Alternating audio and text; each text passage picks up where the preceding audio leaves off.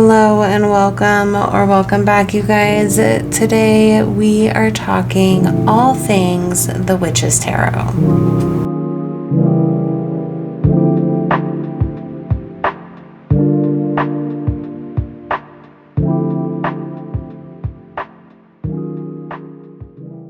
This has come as a highly requested video. I am getting tons of comments from you guys on YouTube and Instagram talking about my connection with the Witch's Tarot specifically.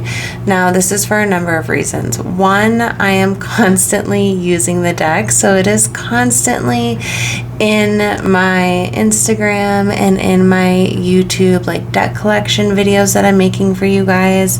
This deck usually makes it into literally almost every video and is in 90% of my readings, and I get just a lot of comments because it is a very unique styled deck. And so I just wanted to kind of take this time and chat with you guys about the Witch's Tarot. Before we get into that though, I did post a few videos back describing to you guys that I wanted to be able to give you guys some updated content surrounding a lot of these decks that I've unboxed. I've had the opportunity to unbox so many lovely decks over here on the channel, and I'm really looking forward to deepening the connection I have with these decks. And as I get to work with them more, I will be doing more videos similar to this, but not quite. I'll explain that in a few. I want to be able to give you guys, just updated videos about these decks that I'm working with. A lot of my unboxings are just first impressions, unbox, walk through, and that's kind of what it is. But yeah, as I get the opportunity to work with more decks, I'm really looking forward to giving you guys some solid, honest to goddess reviews.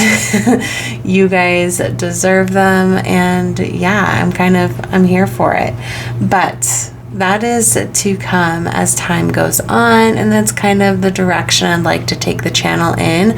Now, I'm still getting review decks for you guys, and I still will be doing a ton of unboxings. I'll still be doing my usual deck collections and all of the fun tarot tags and all of that, but I do want to share with you guys kind of further down the road where these decks are taking me, their overall vibe, and kind of give you guys some really solid reviews on them.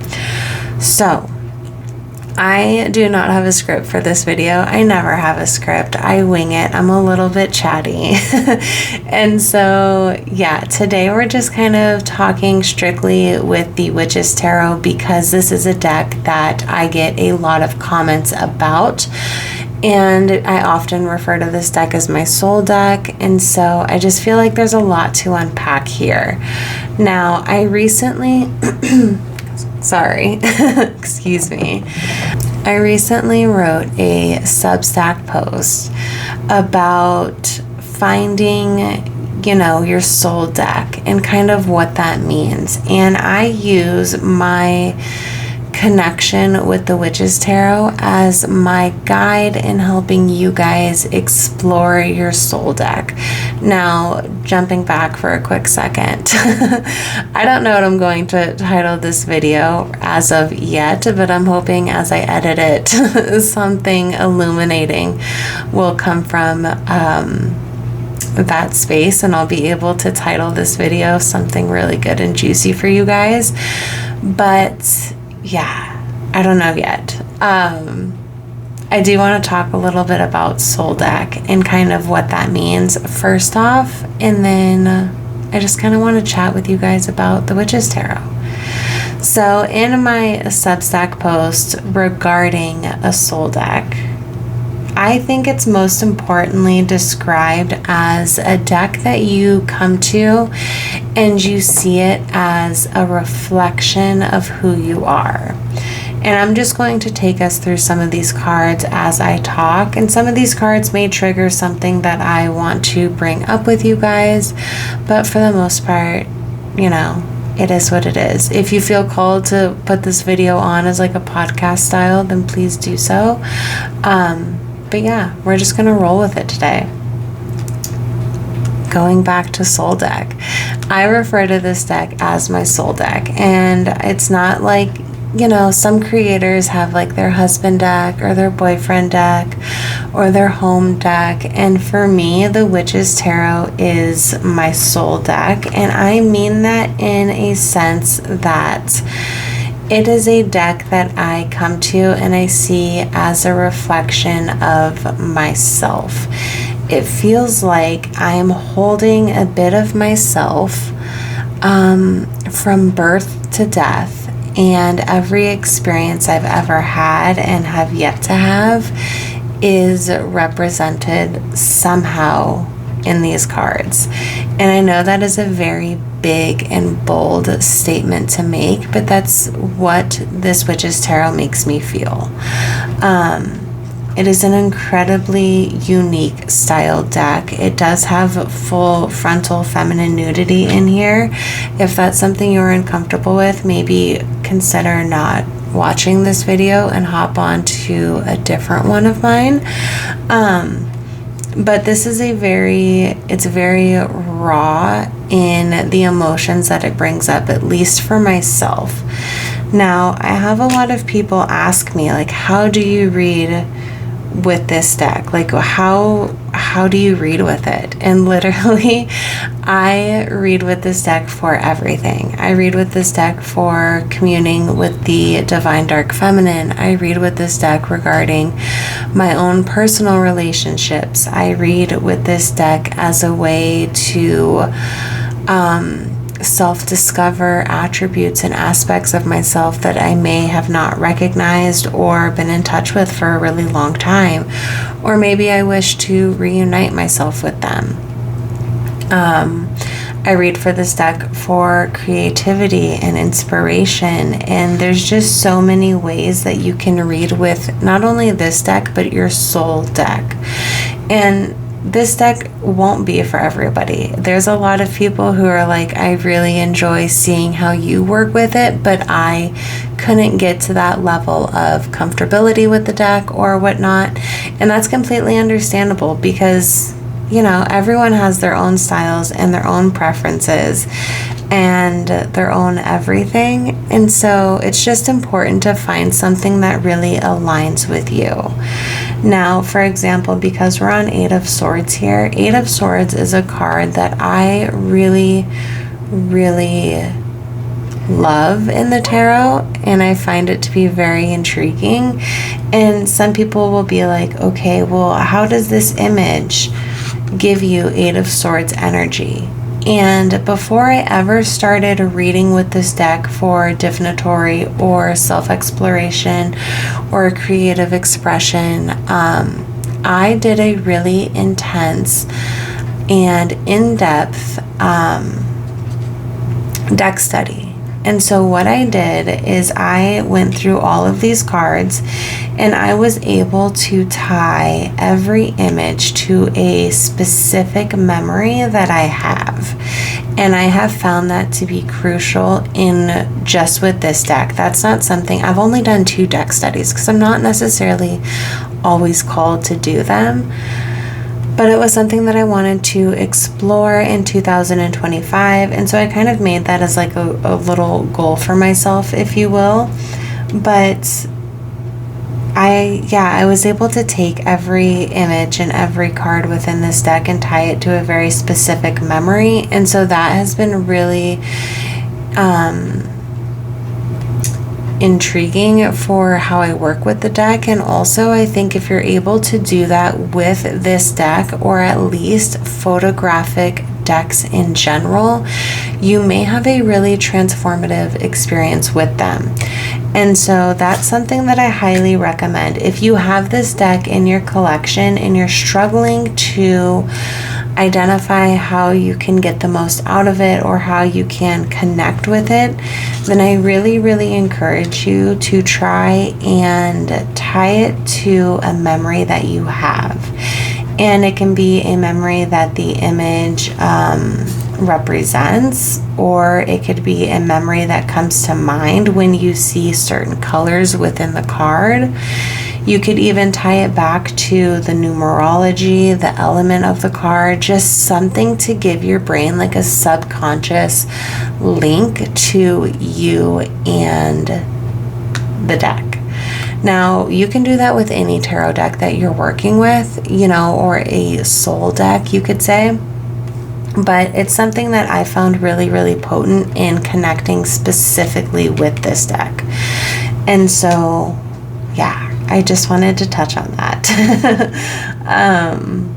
This deck has just it's been a really illuminating experience. And in my Substack post, I talk a little bit about finding your soul deck and kind of what do you do when you find it? How do you know that you've found it? And if you're interested in reading that further and you kind of enjoy that long form written content, I'm going to drop it in the description box down below. So definitely feel free to check it out there. But yeah, that's kind of like the biggest thing I could advise when working or getting to know the Witches Tarot is definitely give yourself the opportunity to do a deck study.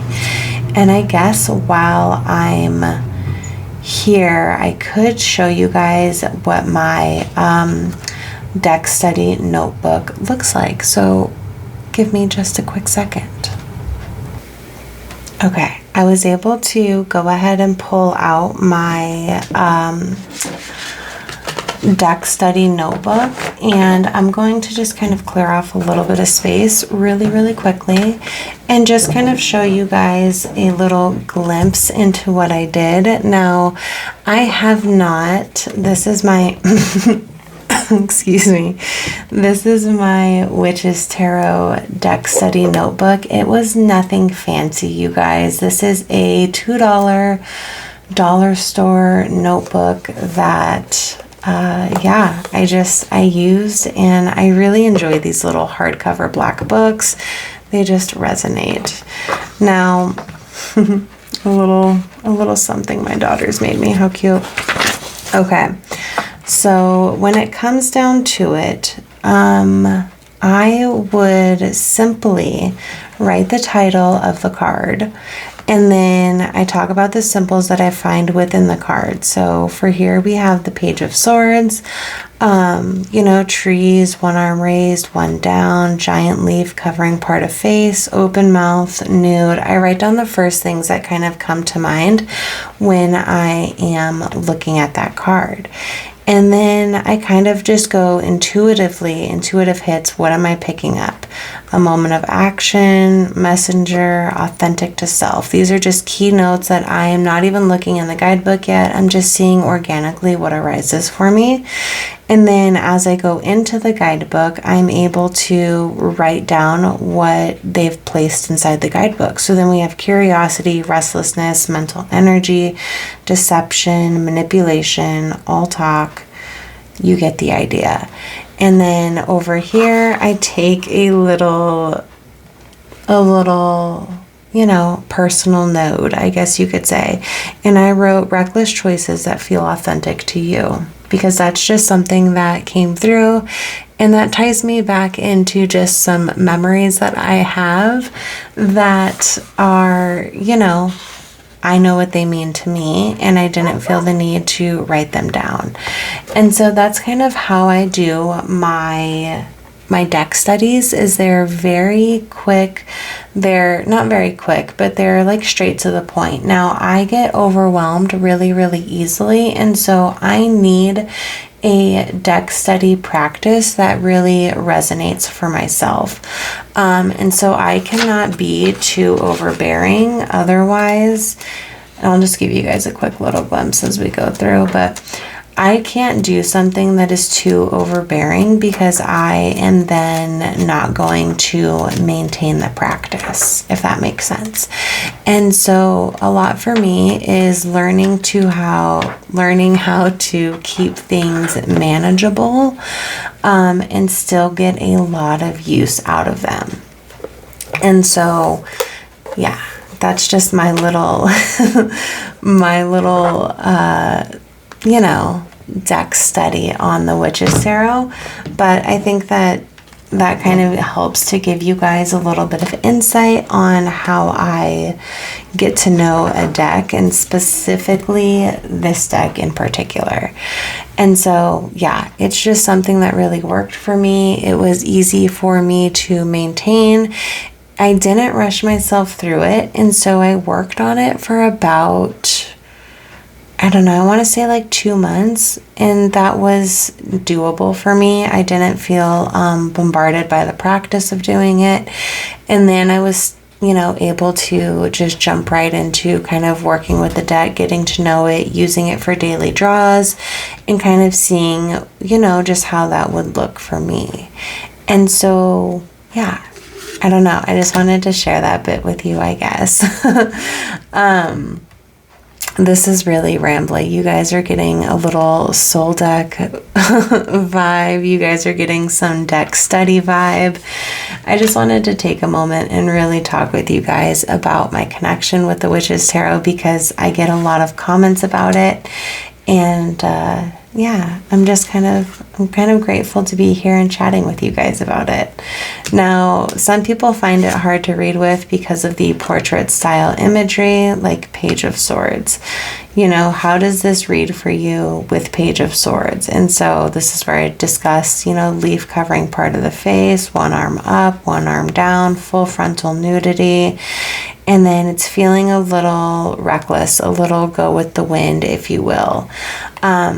And so I think if you're able to just look at the portrait and see what comes through for you, don't overthink it. Like, if you can just take a quick glimpse into a picture and kind of just see what it says to you, I think you'll be able to get some good stuff out of it. Now, this is a deck that I think, if you can hear my AC kicking on and off, I'm sorry. It's hot. I can't go without. This is Arizona summer, and the heat here is in the triple digits. But needless to say, the Witch's Tarot. Okay, getting back on track. Gosh, I am so sorry, guys. This is a deck, and I think many soul decks, and I'm not talking about a group of specific tarot decks, I'm talking about a deck that you recognize as your soul deck, is a deck that'll help you step away from traditional RWS or Marseille or whatever tarot study background you have, and it'll help you to reimagine what the cards mean. Now, before you guys come at me in the comments, I'm not talking about throwing out traditional RWS meanings, but I'm talking about how can you elaborate them and expand them, because this deck or your soul deck has allowed you to do so. It has changed your perception in a way that has got you bound to the tarot and deepened your understanding of it on a very intrapersonal and intuitive level. That's what the Witch's Tarot does for me. This was a deck that really asked me to reconsider what some of these cards could mean. Okay, now it doesn't mean we just go out there and we're willy-nilly with it and we just throw out the system of tarot and read it fully intuitively. You can do that if you want. I don't really care what you do. You are your own witch, do what you please. But this is just a deck that helped me to see cards for more than what they are, I guess you could say. So, for example, we have Five of Wands. Now, how does this look like a traditional Five of Wands card? It doesn't even remotely look like what we typically see within Five of Wands. But when I look at this card and I see this veiled image of a woman in a field with waist-high grass and foliage around her, I'm seeing someone who is maybe experiencing some internal conflict. Maybe she is not fully at peace with herself. She's kind of got her hands gripped, loosely around her veil, her cover. Maybe she's getting ready to kind of shed that older perspective or perception that she had of herself, and she's kind of like in this, very non-stagnant area. She's like in this movement of feeling sure or unsure about something she's experiencing internally. And so obviously if this comes up in a client reading or any kind of reading, and I'm sorry, my voice is still healing. It is still on the mend. I know it's been a long time. But if this card comes up in a client reading or in a reading for yourself, whatever you have, you can read this as an internal conflict, or you can also just use this extra layer that I'm picking up of internal conflict and then putting it in with the traditional RWS Five of Wands, which, clearly is conflict. It's usually external conflict or some sort of disagreement between others, kind of butting heads. But in this deck, I see it as very much as a internalized experience. And so then it just helps me to be able to read other tarot decks, and I have this additional extra layer, I guess you could say. And maybe I'm just being really, really wordy and talking far too much. But yeah, needless to say, as you can see, this is a deck that I use constantly, and so it does have smudges and whatever else have you, but I love it. I love it so much. This deck does have a ton of extra cards to it, which I really appreciate. And I have kept all of them in the deck except the Lilith card. Lilith card sits on my Lilith altar space, and so that is used for veneration. But yeah, the rest of them are all here. Again, we have Ten of Swords. You can kind of pick for yourself what that means. Now, it doesn't look like the traditional Ten of Swords where all 10 swords are sticking out of their back and they're face down on the ground, looking completely bombarded by life and everything it's thrown their way. She's holding a sword, and in fact, it almost gives me Ace of Swords energy. Which I find really intriguing within the deck because it's almost like it's a very liminal experienced deck. It's very transient, I guess you could say. And so, yeah, I mean, yes, life, we have the traditional Ten of Swords meaning here, but it's also kind of maybe she's picked those swords out of her back and there's one holding in her hand, and she's like, hey, that cycle just ended and I am ready to try again. And so it's not all gloom and doom. Now, this is a very dark themed deck. It does have incredibly dark imagery within it, and you have to jive with that imagery to really get on with the deck and to understand it. But if you do, and if that's something that really rings true to you and really resonates for you, then I think, you'll get so much out of it. But it just because the imagery is kind of dark and it's heavy and it's very, very intense, it doesn't always mean that the readings are. This is still an incredibly loving and nurturing deck to me. And you may not have that same experience with it, or you might. But regardless, if you have this deck already in your collection, I think it's time for you to break it out and kind of see what it looks like for you and how you can best work with it. But yeah, I don't know, you guys. I hope you guys have found this illuminating, I guess, maybe a little bit. I know this has been an incredibly rambly video. I don't even know yet what I'm titling the video, and I feel like I should come at my videos a bit more structured than this, but I really just kind of wanted to take this time to flip the camera on, pull out my deck, and just kind of chat with you guys with it a little bit. I don't know. I guess since we're here, I could show you guys some pairings that I work with the Witches Tarot that I really enjoy. So let me pull some other decks out really quick.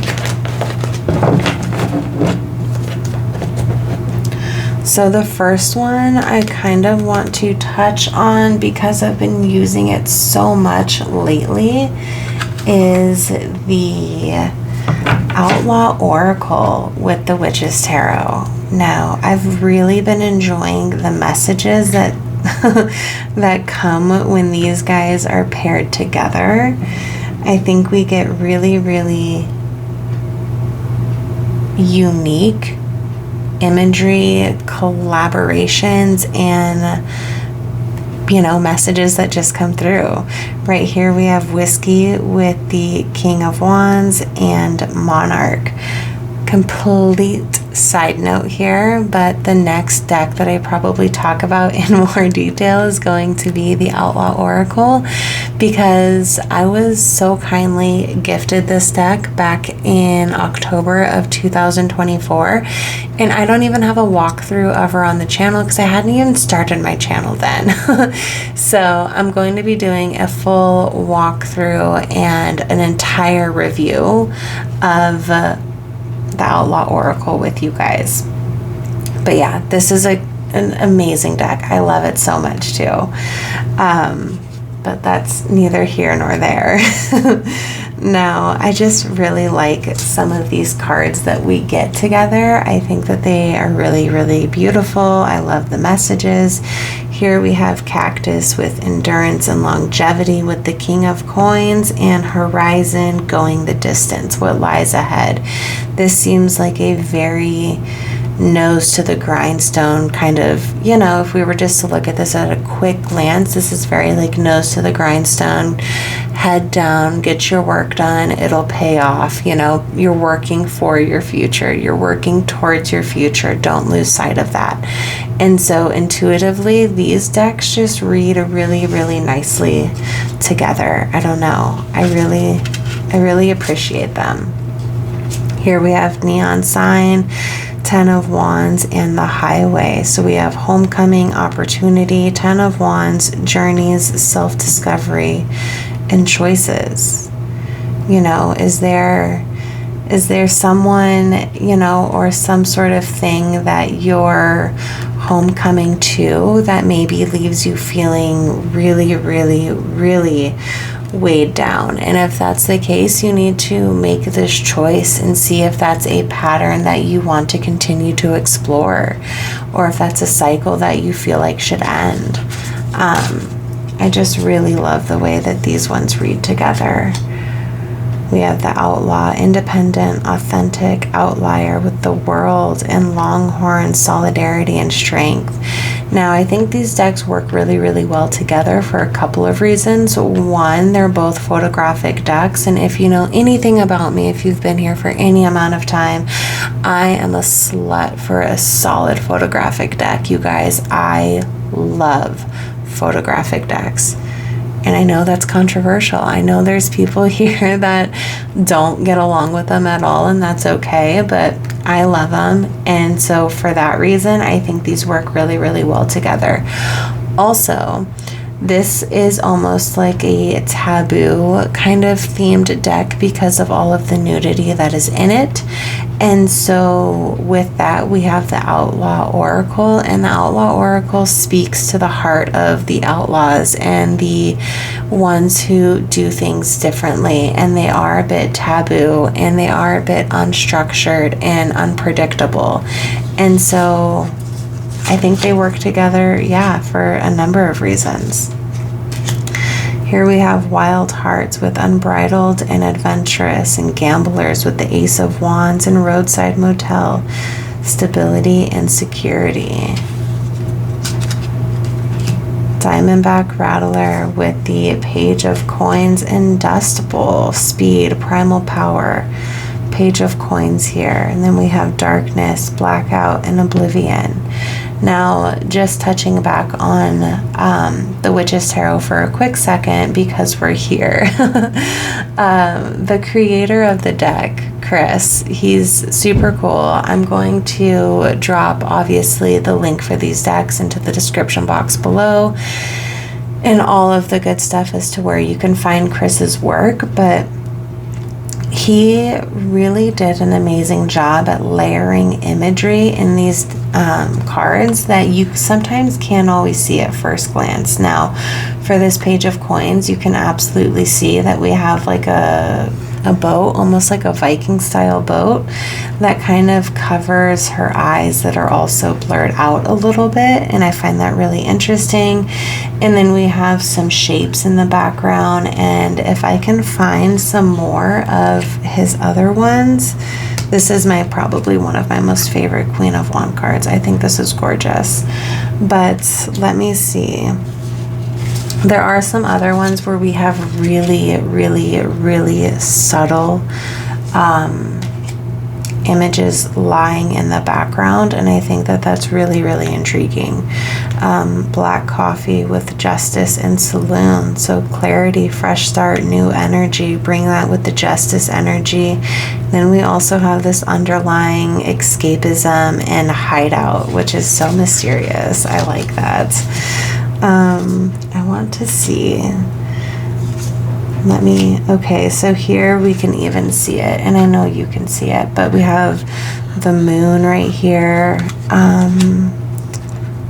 Trying to look, okay, so even if we look very closely in this King of Cups, it's so hard to see, and it may honestly not even pick up well on camera, but we have this like graph in the background, and that was something that I did not even notice until I really did my deck study, and I really sunk into each image. But yeah, he just has so many layers in this deck. Like, there's so much more to it than what meets the eye, and I really, really enjoy that. So I'm going to put up the Outlaw Oracle, and I'm going to pull out one more deck that I like to pair this with, and because it's already out, it will take me just a quick second.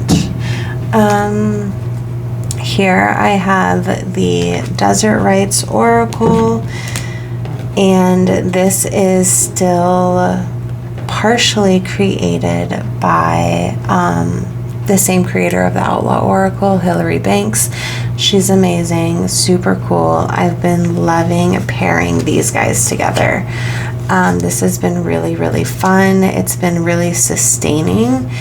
And I think that it does read fairly well, but not exactly in the same sense that the Outlaw Oracle does. So yeah, I just wanted to show you guys a couple quick images from this deck. But lastly, last deck, I like this. I mean, letting go of the past, 5 of Cups, grounding in the present. Like, it's a very solid reader. But give me just a second, because I have one more deck to pair this with, and it's probably the most obvious for very obvious reasons. But lastly, I have Chris Madsen's 3 Black Moons, and so obviously these are going to work really, really well together. They are the same creator, so this is just a solid read, you guys. Solid read. I love these two together. I don't even know what else to say about it. This Ace of Coins, though, I absolutely would love to have as a full print for my office. But yeah, Gathering, Ace of Coins, the Crow, I just really love his imagery. I love his work. I think he's a phenomenal artist and photographer. And so, yeah, I'm a huge advocate for his decks. Again, I know that they're not for everybody, but for the ones who do feel like they align with them, I'm really happy that I am able to show you guys about them. Now, Chris was really, really kind and sent me 3 Black Moons for review, and so I didn't purchase this one with my own funds, but I am so happy I have it. It lives outside of its box 99% of the time. Sometimes we take breaks from each other, but not too often. But yeah, I love this. Hourglass, the High Priestess, Trauma. I'm going to quit rambling. We're already at about 35 minutes. And I don't want this to be too overwhelmingly long for you guys. But I appreciate you guys for being here and for listening to me ramble. If you guys have any questions about this deck, please always feel free to reach out and shoot me a message, because I love chatting about it. Obviously, I feel very passionately about this deck and Chris's work. So yeah, if you ever want to talk about it, just let me know. Side note, before I wrap it up fully, I have posted into the community tab that I am doing a Ask Me Anything sort of deal for my 6-month anniversary of being on YouTube. It's been a crazy 6 months. I'm super thankful to be here. And I just want to take that opportunity to open up the floor and kind of give you guys the space to ask me anything and everything that you want. So yeah, I mean, we can chat decks, we can chat witchcraft, we can chat books, food, animals, art, literally anything you can think of. I would love to talk with about you guys.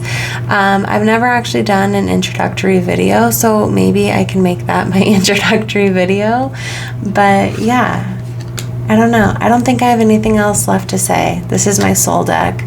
Now you guys maybe have a better understanding of what I mean when I say it's my soul deck.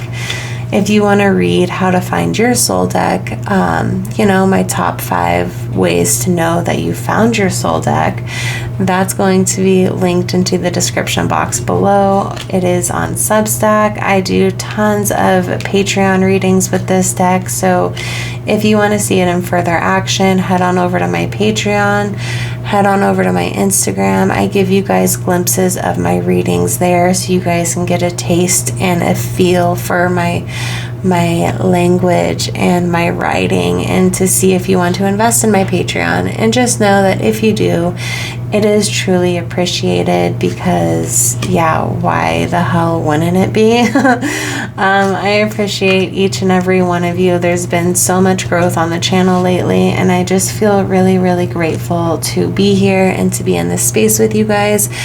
I'm going to stop rambling. Thank you for sharing your finite time with me, and I will see you guys again very, very soon. Bye.